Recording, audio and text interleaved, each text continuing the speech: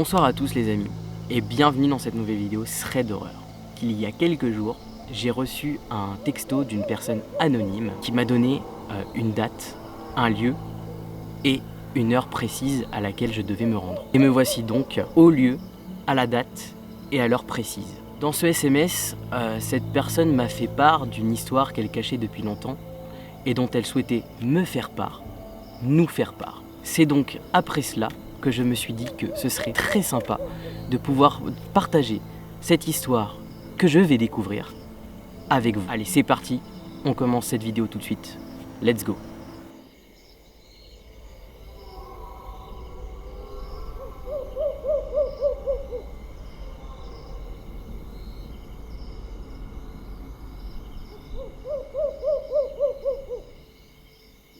Bonsoir. Si tu lis cette lettre, c'est que tu as réussi à trouver où elle était cachée. Dans cette lettre, je vais te raconter l'expérience paranormale à laquelle j'ai dû être confronté il y a plusieurs années de cela. Depuis le jour où c'est arrivé, je ne suis plus du tout la même personne que j'étais avant. Et j'en reste très traumatisé.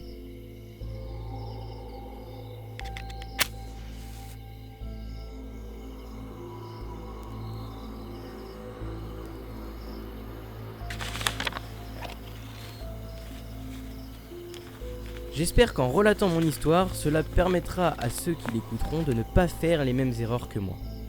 Tout commence lors d'une soirée d'été bien arrosée, le 2 août 2014. C'était l'anniversaire d'une de mes amies qui a décidé de le fêter chez elle avec quelques-uns de ses amis les plus proches.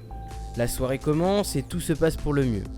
Mon amie est heureuse, l'ambiance est vraiment très bonne et tout le monde s'amuse. Nous avons dansé une bonne partie de la nuit et avons continué de boire.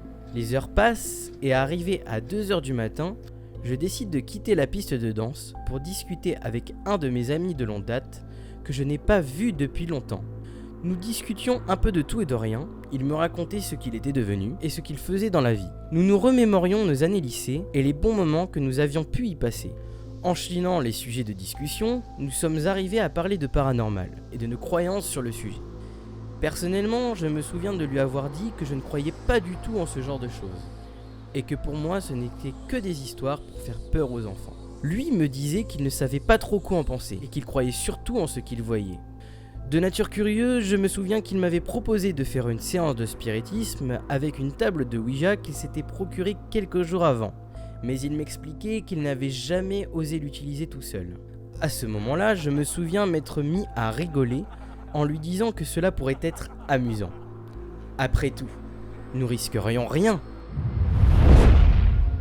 C'est vers 4h du matin, lorsque la musique était coupée et que tout le monde commençait à être un peu fatigué, que mon ami de longue date et moi décidions de proposer de faire une séance avec tous nos amis présents à cette soirée. Après quelques minutes de réflexion, la majorité accepta alors de tester cette expérience. Il n'y avait finalement qu'une seule personne qui n'était pas chaud pour jouer avec ça. Il s'agissait de Chloé. Mais nous savions tous que Chloé était une froussarde, et qu'elle avait souvent peur de tout et de rien. Alors nous n'y avons pas beaucoup prêté attention. Voyant tout le monde partant pour tester l'expérience, Chloé décida de finalement se prêter au jeu. Nous commencions donc à nous munir de la table de Ouija que mon pote avait laissée dans sa voiture, de nous munir d'un verre et de tous nous asseoir en cercle. Nous étions 6. Il y avait Lucie, Chloé, Bastien, Clara, Maxime et moi. Comme nous n'y connaissions pas grand chose, nous avions décidé de regarder sur internet la manière de procéder. Nous commencions par réunir nos doigts sur le verre placé sur le dessus, qui était placé au centre de la table de Ouija, et nous avons commencé à appeler les esprits, si je puis dire. Au départ, nous étions plusieurs à prendre ça à la rigolade. Farceur que je suis, je me souviens même leur avoir fait croire que le verre bougeait tout seul, et c'était plutôt amusant. Oui, c'était très amusant. Jusqu'à ce que cette expérience qui était au départ amusante ne tourne au cauchemar. Ce n'est quelques minutes après ma blague que quelque chose de vraiment très étrange et inexplicable se passa. Soudainement, le verre se mit à bouger alors que je n'avais rien fait. Je pensais donc que c'était quelqu'un d'autre que moi qui s'amusait aussi à nous faire peur. Mais il n'en était rien. Nous finîmes donc par comprendre que nous avions affaire à quelque chose qui nous dépassait. Je n'arrivais vraiment pas à y croire. Nous avions finalement réussi à établir un contact avec quelque chose ou quelqu'un. Nous décidions de nous adresser à cette chose ou à cet esprit. Je me souviens lui avoir demandé plusieurs fois si quelqu'un était présent avec nous. Et 3 fois, le verre bougeait sur le oui. Nous lui avons aussi posé d'autres questions comme « Es-tu quelqu'un de notre famille ?» ou « Êtes-vous quelqu'un que nous connaissions, qui est maintenant décédé ?» Et il nous répondait directement par non. C'est au fil des questions que nous commencions par comprendre que cette chose qui était présente avec nous ne nous voulait pas de bien et que plus nous avancions dans nos questions, plus des phénomènes que je ne pourrais expliquer faisaient leur apparition. Comme des lumières de la maison qui s'allument et s'éteignent sans raison, des portes qui claquent ou encore des bruits de pas venant de l'étage au-dessus. Nous étions tous terrorisés. Pour la première fois de ma vie, je venais de comprendre que je venais de jouer avec quelque chose que je n'aurais pas dû et qui allait marquer ma vie à jamais. Après ces phénomènes, un long silence s'établit. Je me souviens très précisément de ce moment où j'ai, avec courage, réussi à faire face à cette chose en lui demandant son nom une première fois en n'ayant pas de réponse. Je décide donc de recommencer et de lui demander son nom. Soudain, le verre se remit à bouger et il commençait à se diriger vers les lettres pour y former un nom. Une première lettre apparaît, un S, puis une autre, un A, et ensuite un T, puis un autre A. C'est à cet instant que je me souviens que Chloé a eu une grande crise de panique. Elle se leva d'un coup et décida de casser le verre présent sur la table pour chasser l'esprit présent avec nous. C'est ce qui était écrit sur internet. Chloé balança le verre au sol, mais le verre était incassable. Elle était tellement terrorisée, nous l'étions tous. Dans la pression, Chloé décida de quitter la maison et de s'enfuir. Je me souviens avoir essayé de la rattraper, mais dans sa folie, elle s'est mise à courir sur la route et c'est à ce moment qu'une voiture a déboulé tout droit sur elle. J'étais sous le choc face à ce qu'il venait de se passer. Chloé venait d'être renversée par une voiture.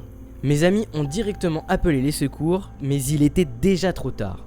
Chloé était allongée sur le sol et ne présentait aucun signe de vie.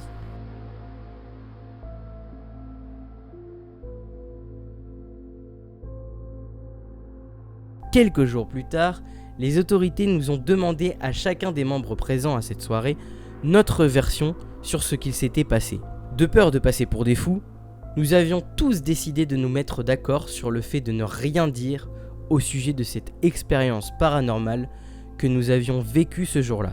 Nous nous sommes tous accordés pour raconter que nous avions bu et que Chloé avait probablement consommé un peu trop. C'est donc comme cela que nous avions donc décidé de cacher ce secret à jamais. Cependant, pendant des années, je fus rongé par les regrets et les remords de ne pas avoir pu dire la vérité sur ce qu'il s'était réellement passé. C'est pour cela que j'ai donc décidé aujourd'hui de faire éclater la vérité en mémoire de Chloé et par la même occasion de sensibiliser les gens sur le fait de ne pas jouer avec le paranormal. Vous qui apprenez mon histoire, n'essayez pas de jouer avec des choses qui vous dépassent, car elles pourraient gâcher votre vie. Crocro, je m'adresse directement à toi maintenant. Je sais que tu dois certainement te demander pourquoi t'avoir fait venir ici. Eh bien, c'est parce que le corps de mon amie Chloé repose ici, dans ce cimetière, et que je souhaitais tout simplement lui rendre hommage en diffusant son histoire à travers le monde. Comme avait l'habitude de dire Chloé, je n'aurais jamais dû jouer avec le feu, je l'ai fait et j'ai été brûlé. Et bien voilà les amis, on arrive maintenant à la fin de cette vidéo, donc si elle vous a plu, n'hésitez pas à lâcher un gros pouce bleu, à me donner votre avis en commentaire et à surtout vous abonner si ce n'est pas déjà fait en activant la petite cloche des notifications pour ne rien manquer de mes prochaines vidéos. Sur ce, moi je vous dis à la prochaine pour une autre vidéo, c'était Crocro, ciao.